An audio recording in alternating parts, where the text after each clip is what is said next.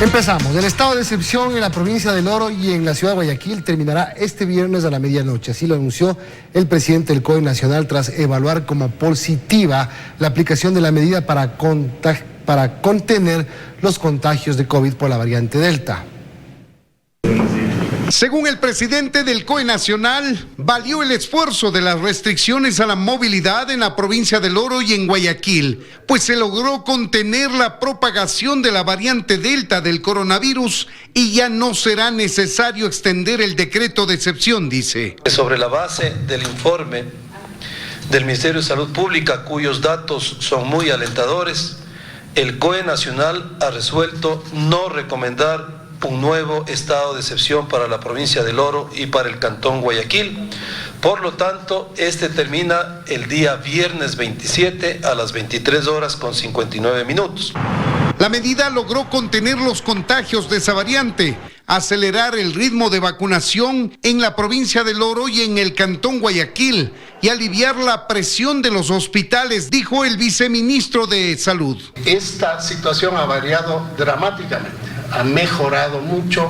En este momento nosotros tenemos en la provincia del Oro el 90.31% de la población con primeras dosis y el 67.32% con segundas dosis. El cantón Guayaquil, la provincia de Guayas, también observamos un importante incremento en la situación de vacunación. Tenemos actualmente el 74.64% de la población de Guayas vacunado en la primera dosis y el 51.16% en segunda dosis. Y de manera general, dice el viceministro, el ritmo de contagios ha bajado a nivel nacional. La congestión en consulta externa, hospitalización y unidades de cuidados intensivos, y también ha bajado en el número de víctimas mortales. Eso también nos permite que estas camas, que la oferta hospitalaria regrese a la atención de otras enfermedades que están siendo demandadas.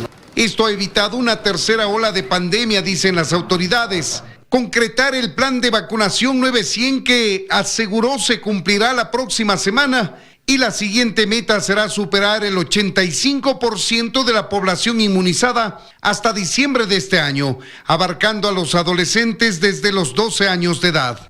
En Quito, Freddy Paredes, 24 horas. Y la Liga Pro ve con optimismo la decisión del COE Nacional de permitir que paulatinamente los hinchas regresen al estadio. A propósito del permiso que se le facilitó a la Federación de Fútbol para las eliminatorias, esperan que se puedan emprender planes piloto en el campeonato nacional. El próximo 2 de septiembre Ecuador jugará frente a Paraguay con un 30% de aforo en el estadio Rodrigo Paz Delgado en Quito. Ese día se pondrá a prueba el cumplimiento de los protocolos de bioseguridad, el comportamiento de la hinchada, pero no solo eso. El 2 de septiembre también estará en juego el retorno paulatino de los aficionados a los estadios. Pues este encuentro servirá como plan piloto para todo lo demás, dice Juan Zapata, presidente del COE Nacional. Porque va a ser la piedra angular que determine lo que nosotros podamos hacer con Liga Pro y con CONMEBOL. Porque recuerde que hay una comisión de seguimiento y de fiscalización. ¿Por qué es importante el buen comportamiento de los hinchas? Si vamos a tener en los exteriores del estadio aglomeraciones, obviamente que eso irá en el informe y tendremos que negarlo del 5 de septiembre. Por lo tanto, no le hagamos daño al fútbol. Y con todo lo demás se refiere al partido entre Barcelona Sporting Club y Flamengo en Guayaquil, por ejemplo, el próximo 29 de septiembre. Semifinal de la Copa Libertadores. El pasado 12 de agosto el COE rechazó el pedido que hizo el club para jugar cuartos de final con 20% de aforo. Uno de los argumentos del organismo era la plena vigencia del estado de excepción en Guayaquil. Pero este jueves se resolvió no recomendar su renovación al Ejecutivo. Hace que el COE Nacional tenga nuevos escenarios y nos permita ya ir mirando otras actividades como la que estamos haciendo ahora en Quito con la selección ecuatoriana. Desde la Liga Pro, que aglutina a 15 equipos de fútbol de la Serie A y 10 de la Serie B, se ha presentado un protocolo de bioseguridad. Esperan una respuesta la próxima semana. Se sienten positivos. Bueno, presentamos el protocolo el día martes. No queríamos interrumpir el proceso de lo de la federación. Y al final de eso estamos, expectantes de que todo se dé con normalidad. y tener la aprobación. Ven con optimismo la decisión de dar luz verde al partido Ecuador-Paraguay por las eliminatorias. Ese será el termómetro del siguiente partido frente a Chile el 5 de septiembre y también de los encuentros del campeonato nacional. Para el partido de eliminatorias, la Federación Ecuatoriana de Fútbol ha informado que solo se venderá boletos de forma virtual. Los precios son: general $45, tribuna $100, palco $200, palco propietario $100, suite propietario $100. Quienes deseen asistir deben ya haber recibido las dosis completas de alguna de las vacunas contra el COVID-19. Deberán presentar una PCR negativa y no podrán quitarse las mascarillas dentro del estadio. Otros detalles irán dando a conocer en las próximas horas. En Guayaquil, Carlos Acoto, 24 horas.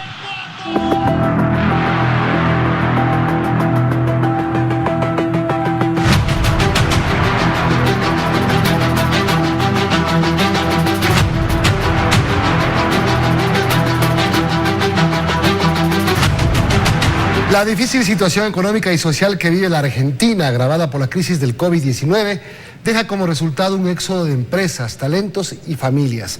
Los índices de pobreza se han disparado a niveles de lo ocurrido a inicios del 2000. Martina Vera nos cuenta más desde Buenos Aires. Hola Martina, buenas noches.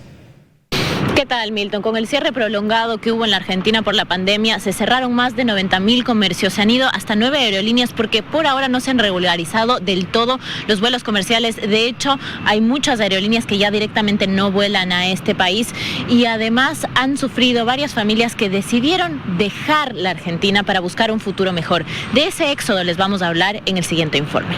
Este es el microcentro de la ciudad de Buenos Aires, un lugar repleto de actividad comercial, tránsito y circulación por excelencia, en donde conseguir un local para alquilar y poner productos a la venta era prácticamente imposible antes de la pandemia. Hoy, decenas de esos locales quedan así, vacíos, abandonados y sin prospecto de alquilarse porque quienes los pagaban liquidan, quiebran o desaparecen. En la Argentina, con la crisis de la pandemia, se habla de un nuevo fenómeno, la pymedemia.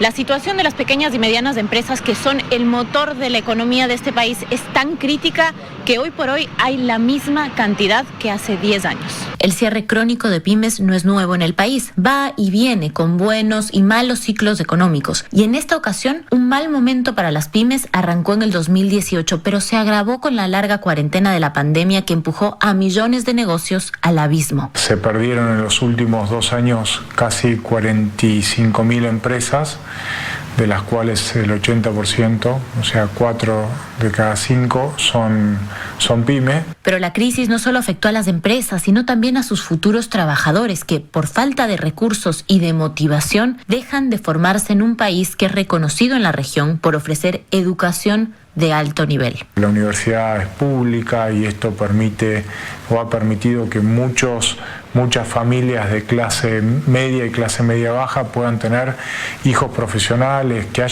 durante mucho tiempo hubo movilidad ascendente en la estructura social argentina, es decir, que los hijos están en mejor posición que los padres. Esto se está perdiendo. Esta es una noticia descriptiva, impactante, sintomática, no asintomática, sintomática de lo que nos pasa. Hace pocas semanas una automotriz muy reconocida salió a buscar personas para contratar. Recibió cientos de currículums interesados, pero casi ninguno cumplía con un requisito básico: haber completado el secundario. Argentina enfrenta hace más o menos 50 años recesiones continuas macroeconómicas, temas políticos que por supuesto que terminan afectando las condiciones sociales. A partir de cohortes que nosotros hacemos en CIPEC, sabíamos de que de cada 100 chicos que entraban en la secundaria, la terminaban 5 y otros 15 lo hacían en otras modalidades. Con un panorama así, son cada vez más comunes imágenes como estas, que incluso se han viralizado en redes sociales y que muestran cómo están las puertas del Aeropuerto Internacional de Ezeiza a diario. En Ezeiza nos encontramos con imágenes de varios jóvenes que abandonan a sus familias y se despiden de su gente para irse a distintos destinos en Europa en busca de una nueva vida. No todos tienen un futuro asegurado y no todos tienen un plan preestablecido. ¿A dónde te mudas? A España. No. España. Sí. ¿Con toda la familia? Toda la familia, sí. Cuéntame, ¿por qué decidiste irte? Para buscar un futuro mejor. ¿Por qué? ¿Qué pasa acá? Y se nos estaba complicando, trabajando los dos, empleados, y no podíamos cambiar la casa, se nos complicaba con la educación de los chicos. No alcanza. No alcanza. ¿Tienes algún proyecto allá pensado? Y vamos a ver qué pasa, todavía no. Viene a acompañar a un familiar que se va, ¿a dónde se va? Sí, se va a Italia. ¿Hijo? ¿Sobrino? Sí, mi hijo, sí. ¿A qué se debe?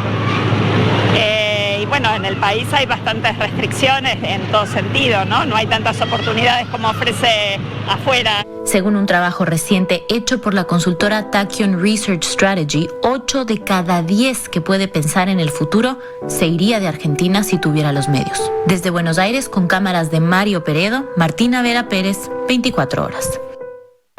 Las cifras son claras y dan cuenta del estancamiento que vive la Argentina. En este país el Producto Interior Bruto es igual hoy que en el 2005 y se da la misma cantidad de créditos que en 1960. Con un panorama así, por supuesto, varios se sienten alentados a buscar un futuro mejor fuera de estas fronteras. El gobierno ha tomado nota de esa situación y hoy por hoy en campaña electoral apela al voto joven con una batería de propuestas. La pregunta es si será demasiado tarde para intentar recomponer lo que en estos 2 años no se ha hecho. Volvemos contigo, Diana.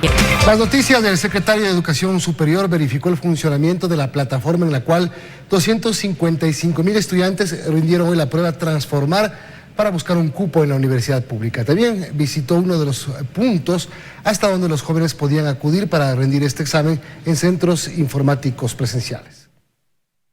Todos los aspirantes que rindieron la prueba Transformar lo hicieron desde sus casas. Un 5% acudieron a sedes presenciales, como esta ubicada en la Universidad Central en Quito.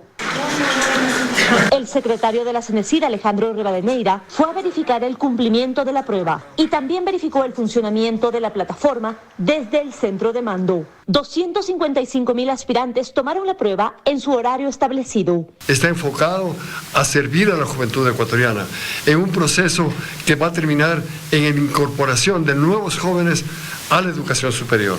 La Secretaría de Educación Superior resaltó que después de varios años, este examen cambió y los jóvenes ya no requerían memorizar respuestas. En total respondieron 170 preguntas para medir aptitud verbal, aptitud numérica, razonamiento lógico y atención y concentración. Así lo explican los postulantes que tuvieron diferentes experiencias. Lo de la prueba, para mí la plataforma estaba, de verdad le faltaba un poquito de orden porque con el tiempo se iba antes de que terminara mis minutos. Yo tenía 10 minutos para las 40 preguntas. Esperemos que con la bendición de Dios, bien. Terminé la prueba con unos 18 minutos faltando. Intenté poner con mi clave, con la que había entrado anteriormente a los simulacros, y me salía que la clave era incorrecta. Entonces en ese momento tuve que cambiar la clave para poder entrar, pero sí, o sea, me permitió manejar bien. Estoy absolutamente convencido de que este proceso de admisión, las reformas de la LOES y la mejora de estructura del presupuesto para las instituciones de educación superior va a conseguir el objetivo final. Según Rivadeneira, fueron muy pocos los casos que no pudieron acceder a rendir la prueba. Hemos culminado las 2 primeras sesiones con un éxito rotundo. Muy poca gente ha tenido complicaciones para poder acceder a la plataforma. Además, como parte de este examen, los aspirantes tuvieron un test de orientación vocacional no calificado. Según Andrea Sicchos, no es la primera vez que rinde este examen. Ella quiere estudiar medicina y aspira a lograr una alta nota que le permita acceder a la universidad en Guayaquil. Yo di la prueba porque ya la he dado anteriormente, creo que fue en el mes de marzo, y yo la di, pero no pude acceder para medicina. Y yo estaba consciente que necesito un puntaje muy alto. El resultado de la prueba representa el 50% del puntaje total para postular a un cupo en las universidades. La otra mitad es la nota que obtienen correspondiente al grado de su bachillerato. En Quito, María Gracia Acosta, 24 horas. Un chat sale a la luz y se trataría de un nuevo caso de gestión de cargos públicos desde la Asamblea. El chat pertenecería al asesor del legislador Darwin Pereira. El funcionario legislativo niega que haya realizado estas actividades.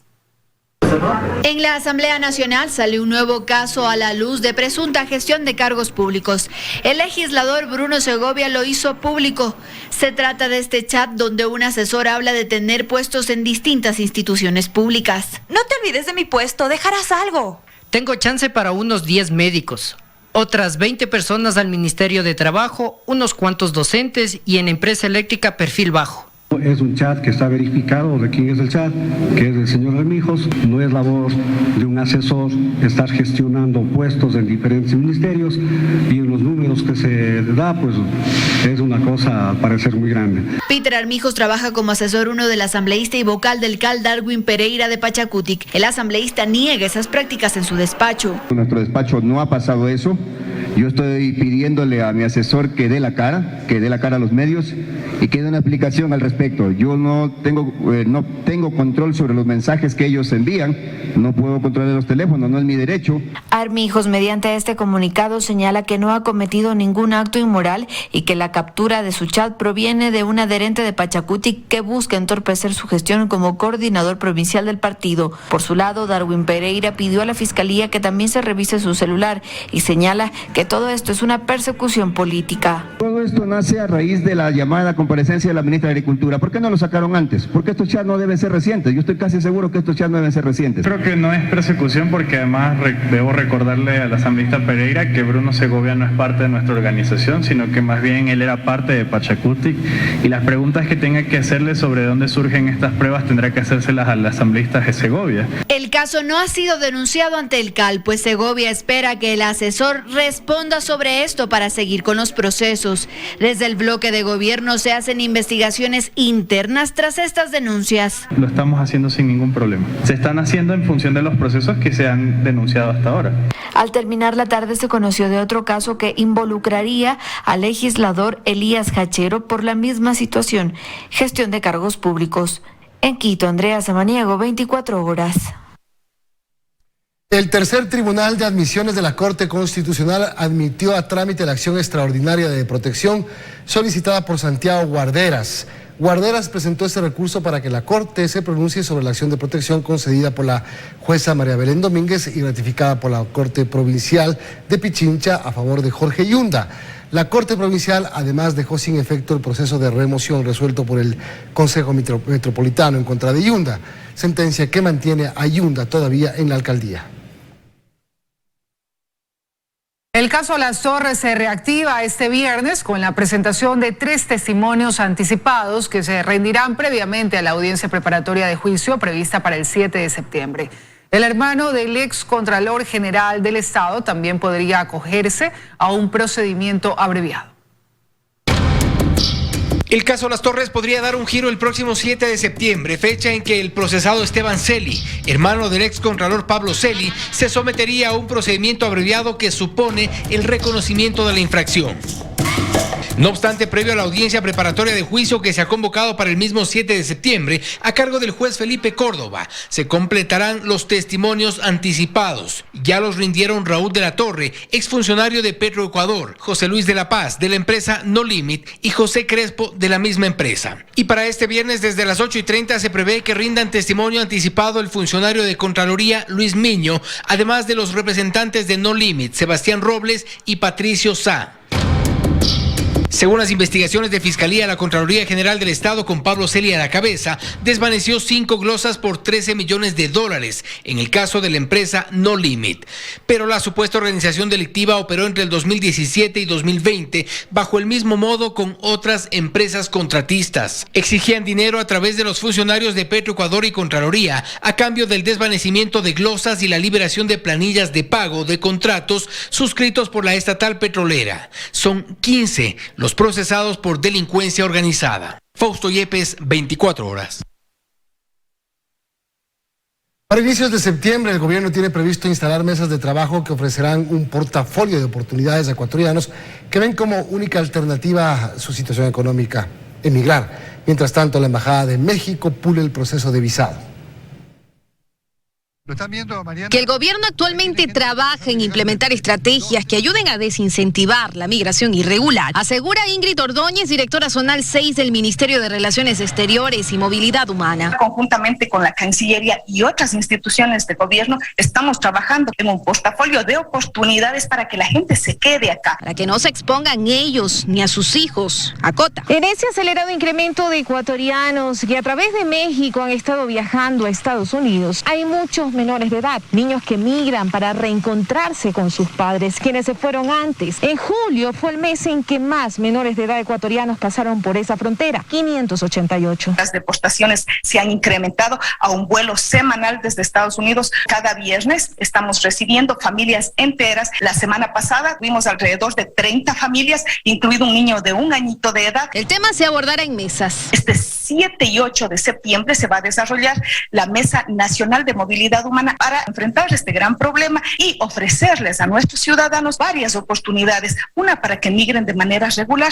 y otra para que emprendan en nuestra tierra. Precisamente pensando en que si los ecuatorianos deciden migrar, lo hagan solo de manera regular. La Embajada de México también decidió actuar. Desde el 4 de septiembre pedirá visa. La realidad es que aproximadamente 7 personas de cada 10 que viajaban a México no iban de turismo, sino que buscaban transitar por territorio mexicano para llegar a otro país. Para no afectar al turismo, a quienes ya tenían previsto viajar en septiembre, se les dará citas extraordinarias en la embajada en Quito. Lo único que les pedimos es que lleguen entre 9 y 9 y media, presenten algún documento que muestre el nombre de la persona y el día en que viaja. Llenar una solicitud, presentar el pasaporte con más de 6 meses de vigencia, la cédula de identidad y pagar $44. Y tienen que demostrar arraigo y solvencia. En el caso de arraigo, más de 2 años de propiedad de un bien inmueble y 2 años de antigüedad en el trabajo o como dueño de un negocio. En cuanto a la solvencia económica, 1 año de antigüedad en el trabajo e ingresos en los últimos 3 meses de más de $708.50 o que en cuentas bancarias se tiene más de $2.125.50 como promedio mensual. Para quienes trabajan y estudian, el ingreso a demostrar es de más de $425.10 durante los últimos 3 meses. En el caso de menores de edad, quien debe demostrar es uno de sus papás. Luisa María Heredia, 24 horas.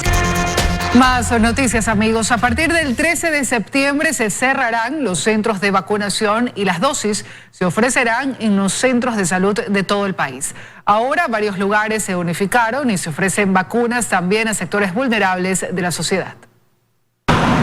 En diferentes puntos de la capital continúa la vacunación, especialmente con la vacuna de CanSino para personas migrantes y otras en situación de vulnerabilidad. Resalta Luz Coromoto, que acudió a recibir la vacuna sin cita. O sea, vine de la casa y ya, sin cita y sin nada. La primera que vengo y me pareció bien porque no dolió ni nada. Estoy nerviosa, pero no dolió para nada. Otros ciudadanos también han llegado a los diferentes puntos de vacunación para recibir la segunda dosis. Ha sido un orden, gracias a Dios, una consideración, un trato. Muy rápido, inclusive mejor que la vez anterior. Unos 20 minutos no más. La unidad educativa Consejo Provincial en el sur de la ciudad y Casa Somos San Marcos en el centro de Quito son 2 de los puntos donde se inocula en la ciudad.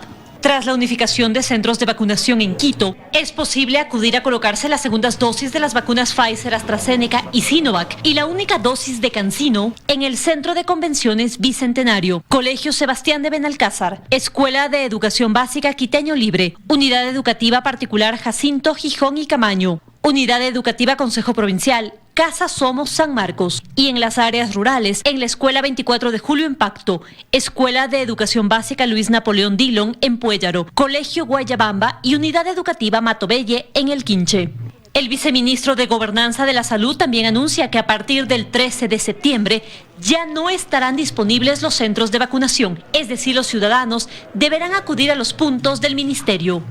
Vamos a mudar la mayor parte de los puestos de vacunación actuales a nuestros establecimientos de salud, de tal manera que a partir del 13 de septiembre se ofrecerán en los 1.870 centros de salud del ministerio.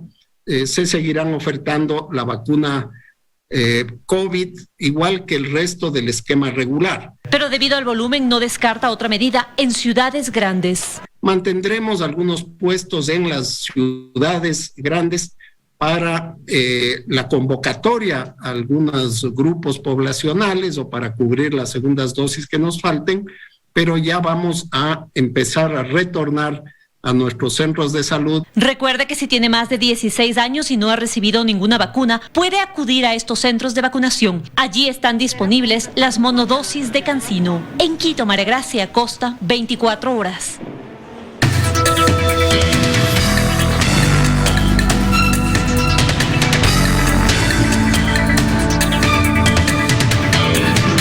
Por tu salud. Hola amigos, muy buenas noches, bienvenidos nuevamente a su segmento Por tu Salud. Soy el doctor Esteban Ortiz y hoy vamos a hablar sobre la perspectiva global de inequidad que representaría que algunos países estén ya vacunando y otros estén pensando en poner una tercera dosis a otra población vulnerable. Hace días o semanas atrás, la prestigiosa revista JAMA y un grupo de científicos relataban las peripecias que vive el planeta en relación al acceso inequitativo y desigual en términos de vacunas disponibles. Hemos visto que desde el inicio de la pandemia los países con mayor capacidad económica o poder económico han sido aquellos países que primero han comprado sus vacunas, que hasta cierto punto puede ser lógico, pero han comprado más vacunas de lo que necesitaban. Ellos inclusive han guardado dosis que podrían superar a toda la población que necesitaría vacunas, mientras los otros países que teníamos menos recursos estábamos luchando en el peor de la pandemia para tratar de conseguir alguna u otra vacuna. En este sentido, los países económicamente poderosos y que tienen el desarrollo biotecnológico más avanzado han acaparado las vacunas actualmente e inclusive están pensando en colocar una tercera dosis aparte de su población. Cuando nosotros vemos que, por ejemplo, los índices de vacunación de muchos de los países a nivel mundial, pues ustedes pueden ver, son extremadamente altos y otros son sumamente bajos. Vean ustedes, Malta, Uruguay, Singapur, Qatar, Chile, tienen porcentajes de vacunación completa que superan tranquilamente el 60% de su población. Mientras otros países en el planeta, inclusive nuestro vecino de continente, Haití, que actualmente está sufriendo una doble crisis, tanto económica, política, el terremoto y obviamente la pandemia, tiene índices de cobertura de vacunación inferiores al 0.1%. No es justo que los países hegemónicos estén pensando en una tercera dosis cuando Haití tiene menos del 0.1% de la población vacunada. ¿Dónde nacen las variantes? ¿Dónde salen estas variantes o mutaciones más hábiles? Pues en los países con baja vacunación. Por lo tanto, el llamado es, desde el punto de vista de la salud global, distribuyamos las vacunas. No pensemos en una tercera dosis hasta que todo el planeta haya cumplido al menos con su segunda dosis. Nos vemos en el siguiente segmento de Por tu Salud.